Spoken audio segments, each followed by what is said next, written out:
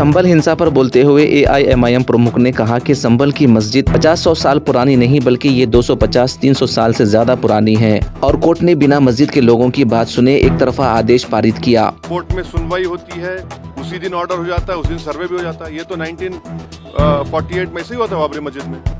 ये जो फायरिंग हुई है ये फायरिंग नहीं है, मर्डर है और जो भी ऑफिसर्स इन्वॉल्व है उनको सस्पेंड करना चाहिए। तेलुगु देशम पार्टी सांसद उत्पला नायडू पार्लियामेंट के विंटर सेशन में शामिल होने पहुंचे। ANI से बात करते हुए उन्होंने कहा कि मैं साइकिल से आया हूं ताकि दिल्ली में प्रदूषण के प्रति लोगों को जागरूक कर सकूं। ये बहुत खतरनाक है और इससे नियंत्रण किया जाना चाहिए।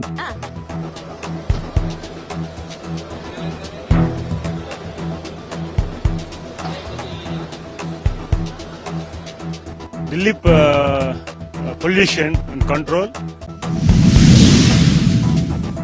मंत्री रामविलास ने महाराष्ट्र में NDA की बड़ी जीत के बाद विपक्ष पर EVM हैक के आरोपों को लेकर हमला बोला। उन्होंने कहा कि जब नतीजे आपके पक्ष में आते हैं तो आप कुछ नहीं कहते, लेकिन जब आपके खिलाफ जाते हैं तो EVM हैक का दावा करते हैं। के आधार पर वहां पर सर्वे चल रहा था।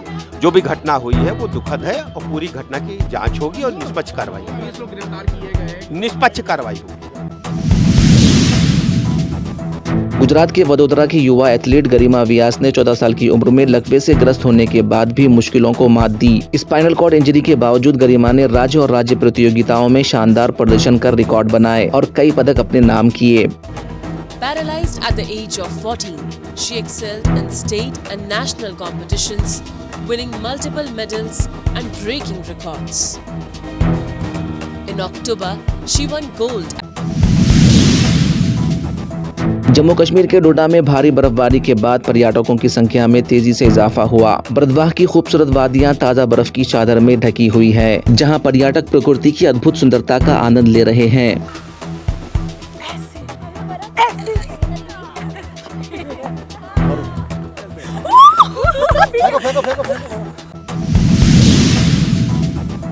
मुंबई शहर सुबह धुंध की परत से घिरा नजर आया, जिससे हवा की गुणवत्ता प्रभावित हुई। CPCB के अनुसार मुंबई का AQI 166 रहा, जो खराब श्रेणी में आता है।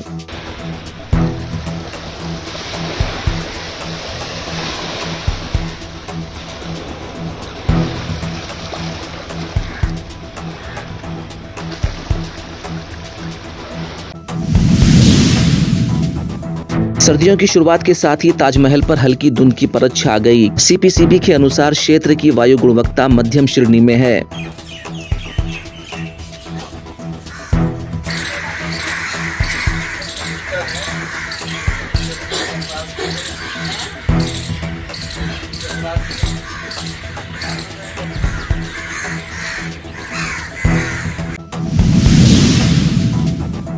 दिल्ली में बढ़ते प्रदूषण स्तर के बीच सरकार ने प्रशासन को वायु प्रदूषण के प्रभाव को कम करने के लिए ट्रक माउंटेन वाटर स्प्रिंकल का उपयोग करने का निर्देश दिया।